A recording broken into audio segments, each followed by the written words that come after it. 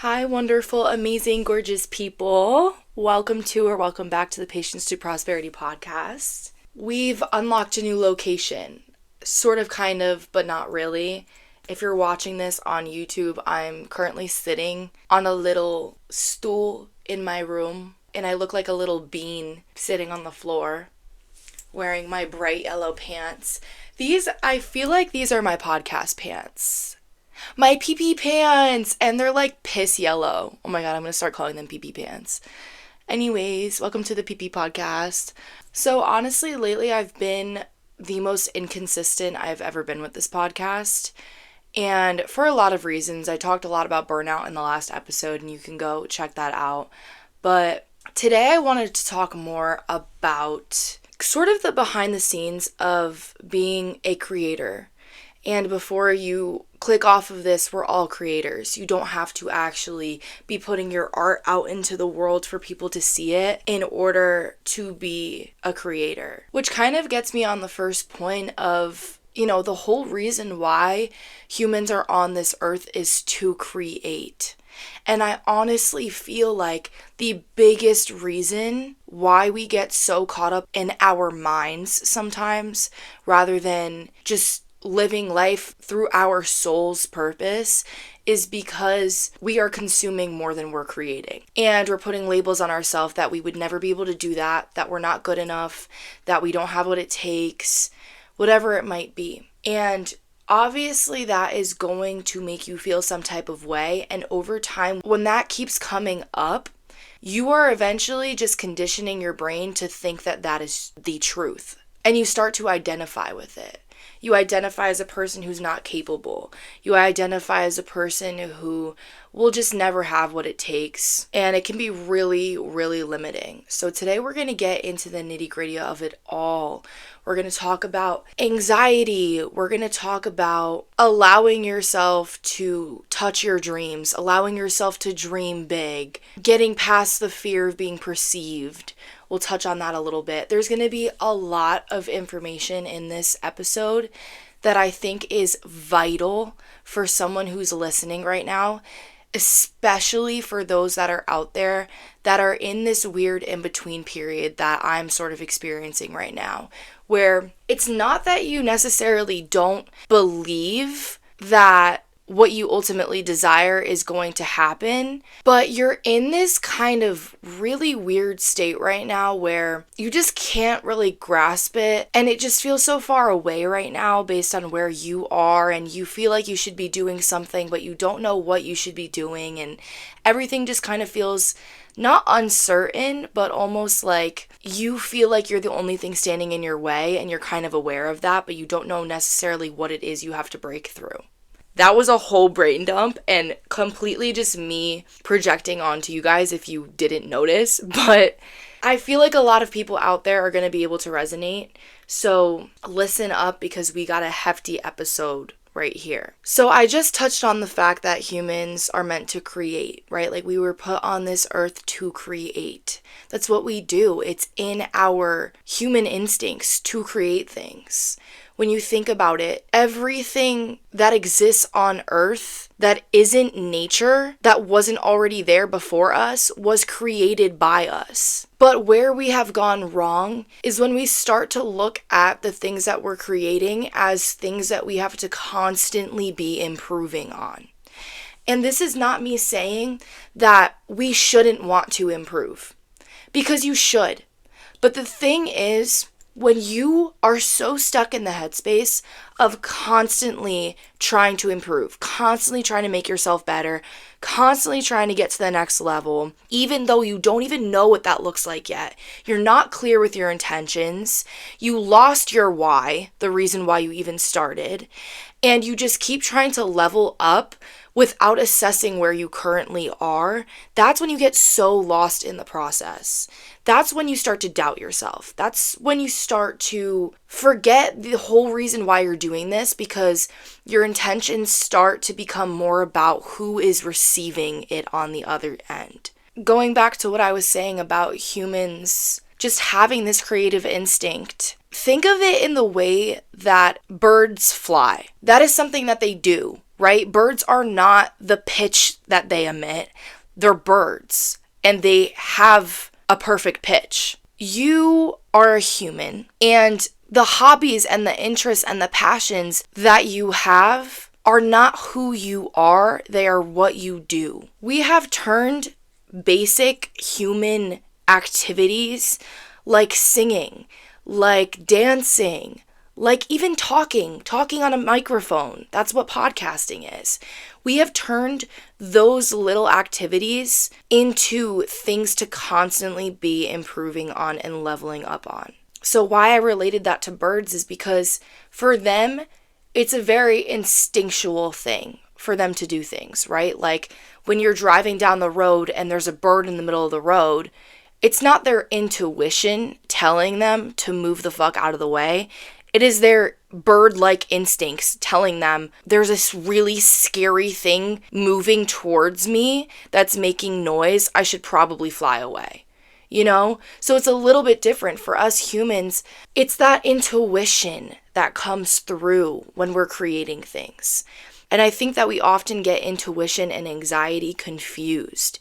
And that's when we start to really spiral because we start to believe our anxiety. And our anxiety is not trying to do anything except breed action. Like your anxiety is literally telling you to just do something. Just get up and do something.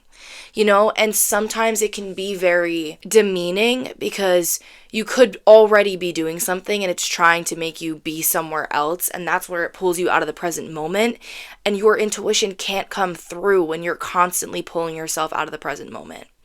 But I find that with things like procrastinating, right? Like procrastinating is something that makes me extremely anxious because even when I'm not doing the thing that I know that I need to do, it is always on my mind and it's making me really anxious until I get it done. So I've noticed that with me, the best way to shake the anxiety loops that come through is to literally just do the thing that I know I need to do and then rest after and then, you know, reward myself after or during, whatever it might be. There's no rules, but I think that we get so caught up thinking that our anxiety is the truth. And the truth is your anxiety is usually lying to you. And I think the best way that we can really invite intentionality into our life is to come clear with our why behind things. Why we started this project. Why it's so important for us to keep going. Just keep asking yourself why to get to the root of it. Because I think that we often think that the thing that we want is the actual material aspect of it, right? We think that what we want is to buy a house one day, right? But what we actually want is the essence of the thing. We want to buy a house because we want safety, we want protection, we want something that proves a sense of success. You know, buying your own house is like a huge milestone. So maybe it's that we just want that gold star. There's always something deeper behind it. And we get so lost in the material thing when we're working up to something that we're dreaming, something that we're desiring. We are so focused on just the big picture that we're not realizing what it actually is that we want. And the thing is, it's completely okay to want the essence of something. Like, I know when I said that, it kind of has a negative connotation, like you're desiring something that you ultimately shouldn't be, and it's more of like a materialistic thing.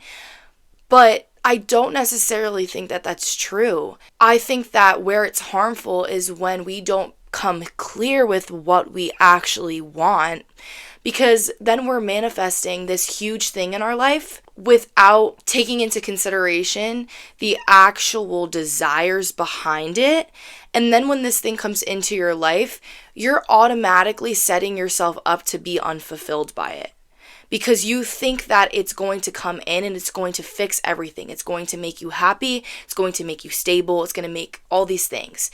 going back to the house example, you want to buy your own house. And once you finally have that, yeah, maybe you have the safety, the security, and that badge of honor, that gold star. But now you have home improvement projects. Now you have to go replace the roof and it's costing you thousands of dollars. Now you have to go contact a real estate agent and everything costs money and it's all overwhelming. And like, even if you have money to buy that home, you still have to work on that home to make it something that you find fulfilling, Through getting to the deeper root behind this little problem that I'm facing right now, I realized that the part of me that was standing in my way was the part of my mind that wasn't allowing me to actually desire my dreams, to actually dream really fucking big and allow myself to do so. Not let myself call it unrealistic or, sort of degrade my own dreams. Because the truth is, people are going to do that to you anyways. So why would you ever satisfy them by doing that yourself? You're just proving them right. You have to touch your dreams and hold on to them really tight as something that you cherish because you are passionate about it. And I know that sounds really corny. When you talk about your dreams, it's going to sound corny sometimes. It is. And it's going to sound really out there, and it should. And it's especially going to sound cringy and out there to people who don't dream as big as you, who aren't as ambitious as you. And guess what? Those people are never going to even have the opportunity to reach their dreams because they're not even allowing themselves to see that as an option. That's not an option for them. They become completely comfortable with the life that they're having now, and they see things like becoming a millionaire as something that they could never, ever do, no matter how much they want it. Like, things are going to happen regardless of how you feel about them. If you are putting the energy behind something, that it's something that you're really passionate about, you have your intentions straight, and you're allowing this thing to flow through you, it's going to happen regardless of if you're scared, regardless of if you think you're ready or not. And we'll get into that in a second. But I just want to remind you guys that no one has ever gotten anywhere huge by doubting themselves the entire way through and not believing that they can accomplish what they desire. You know what I mean? When have you ever listened to an interview with a big time celebrity talking and they said that the entire time that they were trying to become super big and blow up and get recognized, that they didn't actually believe that life was meant for them, Like, it's not to say that people don't doubt themselves here and there in the creative process. Like, of course they do. Of course they do. But doubting yourself every now and then is different than your beliefs being rooted in self-doubt, in the ultimate belief system that you don't have what it takes, and that your dreams are way too big, and that you have to sort of scale back a little bit. No one ever got anywhere big by aiming the bar lower. And I know a lot of what I'm saying right now might seem contradictory to what you usually hear because, especially in like the fitness world, I feel like you hear about goal setting all the time. And, people will try to say that you have to have really small attainable goals. And I think that's very true. I think you should have little small attainable goals that, you're working up to. But I view those goals as the stepping stones to the overall thing that you are desiring, right? Like, say you're someone who wants to be famous one day, and that is the ultimate goal that you're desiring. The stepping stones along the way are little tiny goals. Like, say you want to be famous and well known for singing. A stepping stone along the way would be like getting your music out there. A next stepping stone would be something like, performing live and having an audience, and there's all these little stepping stones. But if you get so hung up on a stepping stone as your overall goal, you are never going to reach the bigger picture. You're never going to find the ultimate biggest fulfillment. You'll never reach your fullest potential. And this leads me to my next point of, during this process, trusting the process is more important than believing that you have what it takes. And I know that I just said not too long ago that you have to believe in yourself. That still stands true. I'm not saying that is completely irrelevant, but to actually trust in the process is what unlocks the key and opens the door to whatever you are desiring on the other side. Let me explain this. Trust breeds patience, right? They go hand in hand. When you are trusting something, you're also being patient with it, because if you trust that it's happening when and how it's supposed to. So you're not rushing the process there. You're being patient with it. Now you guys can kind of see where I got my podcast name from. You have to be patient in order to reach prosperity. And I think that's something that we get so caught up in when we are starting to create something that, we start to believe in a little bit, but then it gets hard and, we're not reaching the audience that we thought we were going to reach months ago or years ago even. And we start to get so fed up with ourselves and doubt ourselves. And I think that we often forget that things don't necessarily happen overnight. And for a lot of reasons, I believe that, there's lessons that you have to learn along the way, and you're not going to get what you ultimately desire until you learn those lessons, because those lessons are preparation. That is how you prepare yourself to ultimately be able to accept the biggest thing that you desire to come through.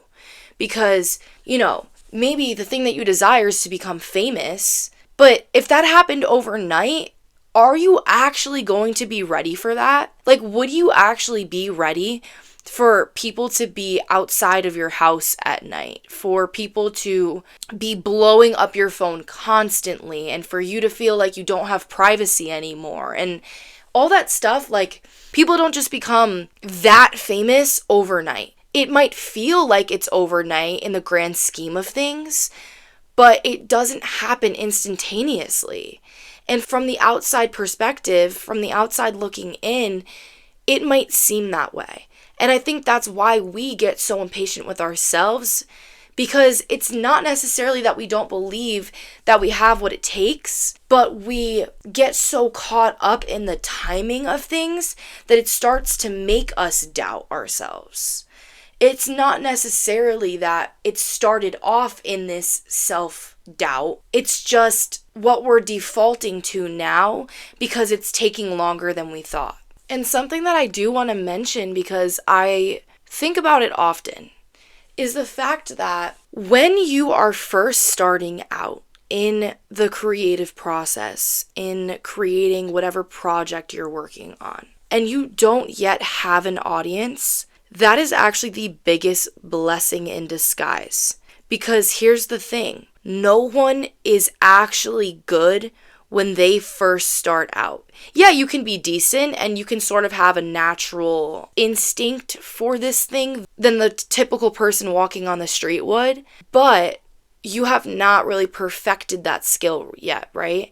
And I use the term perfect like very lightly, because obviously we know nothing's really perfect, but you do eventually get to a point where you're better than you used to be, So why I say that it's a blessing in disguise when you don't yet have an audience in the beginning is because you're not at your full potential yet. You're not even close to your full potential. You're just starting out. So there is so much room for error, for mistake, for countless amounts of things to go wrong, and for the pressure to get to you so early on. But by the time that you worked at it so hard to the point where you have months and maybe even years under your belt of constantly perfecting this craft, and now you have an audience, think about how much better you're going to be when you have that audience. Think about how much more comfortable you're going to be talking to large groups of people and being vulnerable and doing things with confidence. Like action breeds confidence. And that doesn't mean that you're confident while you're doing it the first time. I will sit here and tell you right now, when I first started podcasting, when I first picked up this mic, I was not as confident as I am now. I opened this episode up talking about pee-pee pants. That's something that I would have never done even a few months ago. And I think that when I talk about confidence here, I'm also hitting on authenticity and vulnerability a lot. And the thing is that when you are being vulnerable, that is you also being your most authentic self. And authenticity is what brings in that audience that you desire. You being your most authentic self is what people are going to cling to, because you are you and no one is you, and that is your superpower. So people look at you and they are inspired by you. They are pulled in your direction of your energy because it is so uniquely you. And with that, a light bulb that went off for me lately while I was listening to a J. Cole song. He says something along the lines of creating to release, not to enlighten. And that blew my fucking mind, because initially my why with this podcast had a lot to do with the audience. It had a lot to do with, I want to touch the souls of other people. I want to create a community. I want to, be a support system for others, be an open ear for others. And ultimately, I want to try to enlighten other people and help them in their healing journeys. That was a big thing for me in the beginning. But what I realized once I started creating was how much insight I actually got myself from just releasing my own emotions, feelings, and thoughts on the topics that I was talking about.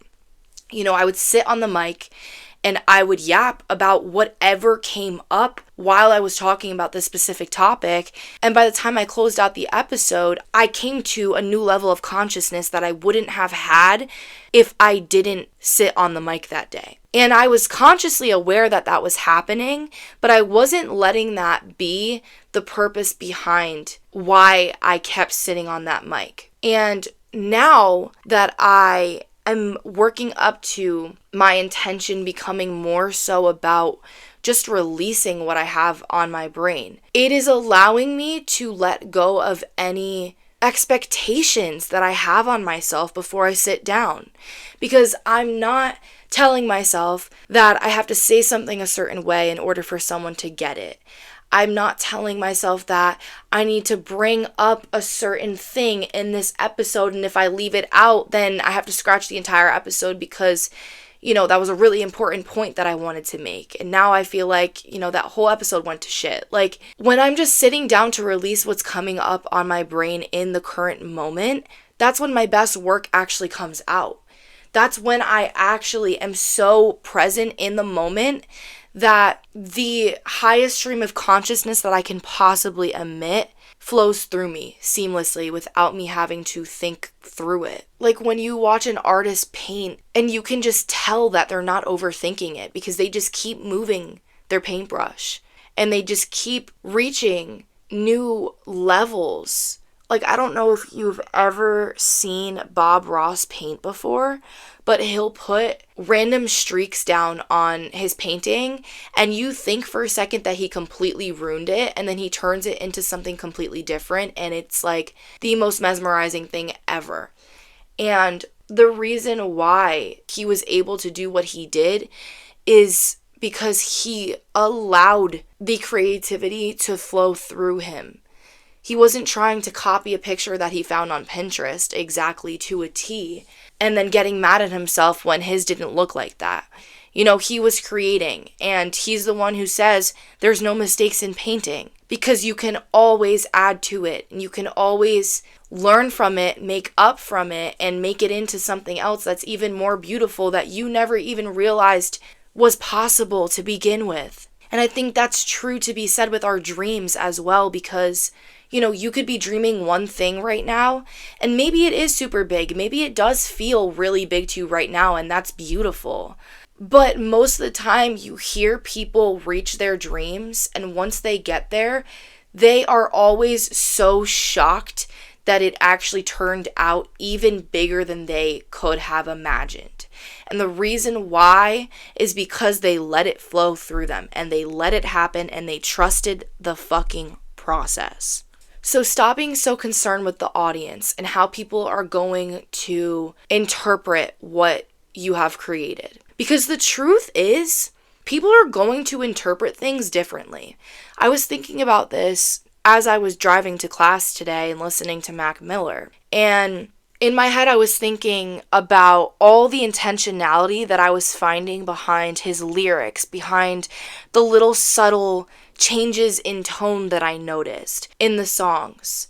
And in my head, for a second, I thought, I wonder if that was intentional, or if this is me finding meaning from it and tying it to whatever meaning I'm making from it, And I know that you guys can relate to this because we all do it. It's a very human thing to find meaning behind things, find purpose behind things. But we often think that the creator of that thing did it with the intention that we have sort of unlocked in their head, in their mind. But sometimes they are just creating, and the things that they say in a song or, that slight beat change wasn't necessarily for the same intentions that we made meaning of. It could just be because it sounded better. It could just be because, the lyrics rhymed. But since they were doing it from a place of trusting the process and being authentic, they are able to align with people, with their audience on a deeper level. And that alignment comes from people like you and me that will listen to those songs and they get the deeper meaning from it. And all of a sudden, that's one of your favorite songs because of the meaning that you find behind it, that you are telling yourself that the artist did on purpose without really knowing if they did it on purpose or not. And that really just goes to show how working on yourself is the greatest thing that you could ever do for other people. Point blank, period. If you ever want to influence other people, be a support system to other people, change someone's life, the best thing you could ever do is work on yourself. Because when you show up better for yourself, you show up better for other people. And if you're not showing up for yourself, you are never going to be able to show up for other people, at least not in the best way that you're capable of. So when we talk about trusting the process and how I mentioned your belief is not as important as your trust in what you're doing and the timing of things and, that you're going to learn the lessons that you're meant to learn when and how you're supposed to learn them. Why I say that belief is not as important is because I think it leaves more room for us to put expectations behind things. And when we are putting expectations behind things, whether it be expecting things to happen by a certain point in time, we tell ourselves, we'll have a huge audience in the next year. When we set those expectations behind those beliefs, we're not allowing the universe, whatever source you believe in, to surprise you. You're not leaving any room to be surprised in your life. And that is you, without even realizing it, that is you lowering the bar and aiming lower because you're subconsciously telling yourself and telling the universe around you that you always know what's best for you. And the truth is, we don't always know what's best for us. Think about how many times a situation happened differently than you expected it to happen in your life, and it brought you more than you could ever imagine. It brought you peace, it brought you a friendship, it brought you the love of your life. Like, it could have brought you the best things you've ever had in your life have probably been brought to you by surprise, completely out of the blue, unlike you expected it to happen, you know?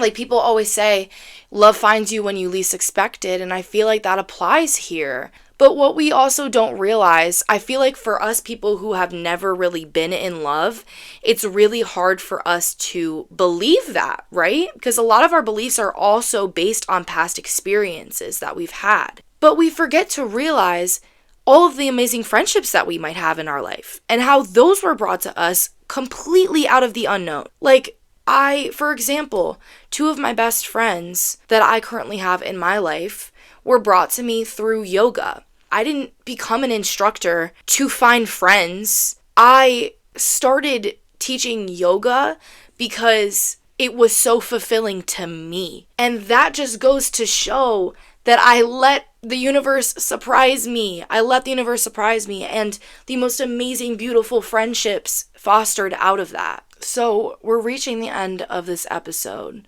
but I want to leave you guys just with some words of affirmation here, not necessarily in the same context of what you usually see them in, but I just want to ease your mind a little bit because I know that that was a lot of context. So, number 1, I really, really encourage you all to dive deeper into patience right now. If you're feeling like you're constantly in fight or flight, you're obviously not being patient with yourself or with the timing of your life right now. And that's okay. Like, we all are like that. We all get into those phases. And it's okay that things are taking a little longer than you thought that they would. That is okay. That just means that there is another lesson that's going to come up that's going to teach you something that you didn't even realize you needed to know before getting to the next level. Like, something that I think about when I let myself meditate on patience is the idea that in nature, the seasons on our calendars have a specific day that they start and that they end. But that doesn't mean that just because on our calendar it says that spring begins, I don't even know when the first day of spring is, I don't know, March 21st. Just because it says that on the calendar doesn't mean that everything is just going to start blooming on the 21st of March. You know what I mean? Like, nature takes its time and still everything still gets done. And the seasons still change and the leaves still fall and the trees go bare and then they're lush again in the spring and the summer gets hot as fuck and the bees start coming. Everything still fucking happens no matter what the calendar is saying. So why are you being so hard on yourself? Because if you believe anything in this world, I don't care if you don't believe in God, we are products of nature, you know? So why is it that you feel like you need to have everything under control in a specific time frame? Why are you rushing the process? Why are you telling the universe that you don't trust in their timing?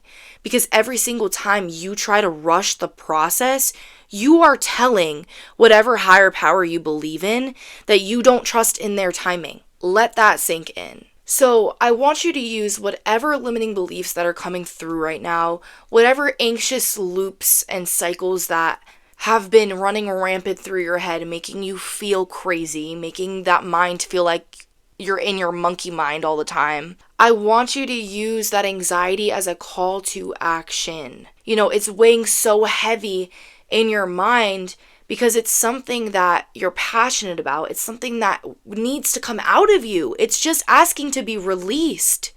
So focus on releasing it rather than enlightening other people and reaching other people, because that will all happen when and how it's supposed to. And you're never going to be ready. I want you to really understand that. I feel like we always, get stuck in this limiting belief system of not feeling ready enough, not feeling prepared. But the truth is you're never going to feel ready. And if you're always relying on feeling in life, you'll never get anything done. The preparation of being ready for this thing to come through comes from you doing it. Simply put, Like, you build your confidence by doing it. You build your audience by being consistent. You reach the most authentic part of you by being vulnerable. Like, just keep doing it. Notice what things are working for you, notice what things aren't, and replace the things that aren't serving you with things that are, but allow everything to flow through you in a way where you're not putting judgment on yourself. Because you can't expect yourself to be perfect at something when it's the first time you've ever really done it. This is the first time you are as old as you are right now, and it's the youngest that you'll ever be, ever again. You can't expect yourself to have it all figured out all the time. Whatever is weighing on your mind right now, that's in your heart space, that is begging to be seen right now, let it be seen by other people. Let it exist in the world, and you can make it good later. Just let it exist for now, because if you're not even allowing it to exist, then that is the biggest blockage that you can put on this thing, because then you can't even make it better. You can't even improve it because you're not even allowing it to exist yet. You're just letting it die inside of you. You're not letting it be a real idea that's out there in the world yet. And I know that that's so much harder said than done, because the fear of being perceived is real. And it's something that I still struggle with every now and then. But you will come out of it on the other side. You will. And I'm living proof of that. Because I used to be so scared of what other people thought that I wouldn't even post my own podcast on my Instagram story. And now my main Instagram is public, and it has my podcast in my bio. You will get over it. And the only way that I got over my fear of being perceived was by posting the fucking podcast on my story. That was the only way I got through it. I would still be so scared of what people thought right now if I didn't post the podcast on my main Instagram. But once you do it, you start to realize it's not as scary as you think, because people are going to judge you no matter what. So you might as well do it with confidence. Do it with fucking confidence. Because if you're doing it and it's coming from a place of you not even believing in yourself, how would you ever expect anyone else to comment on it in a positive light anyways? You're not scared of creating. You're not scared of putting your ideas out there. You're scared of being seen. And the truth is, the most liked people out there are the ones who are not afraid of being seen. They're the ones who are not afraid of being themselves. They're not afraid of being cringy. They're not afraid of stepping outside of whatever mold society is trying to put them in. They are being themselves. And authenticity breeds alignment. You will find the people who align to you when you just be yourself. I know it sounds cringy, but sometimes the cringier, the more fucking true. Like, why is everyone so afraid to be cringy? We're all fucking cringy. If you really want to go there, like, we're all fucking cringy. You can always find something to cringe about and to think is corny. But why is feeling deeply or expressing your emotions corny? Like, for example, if your favorite artist comes out with a song and they're really talking about their emotions really deeply, and you don't find that cringy because you align with it, because you understand it, and it's meaningful to you, so you don't find that cringy. But then when you do something, when you express your emotions, then you find yourself cringy. Like, the reason why you don't find that artist cringy is because they're doing what they're doing without the fear of being seen and in the most authentic way that they possibly can do it. And that's honestly what defines success, in my opinion. With that being said, I think that is an amazing place to end.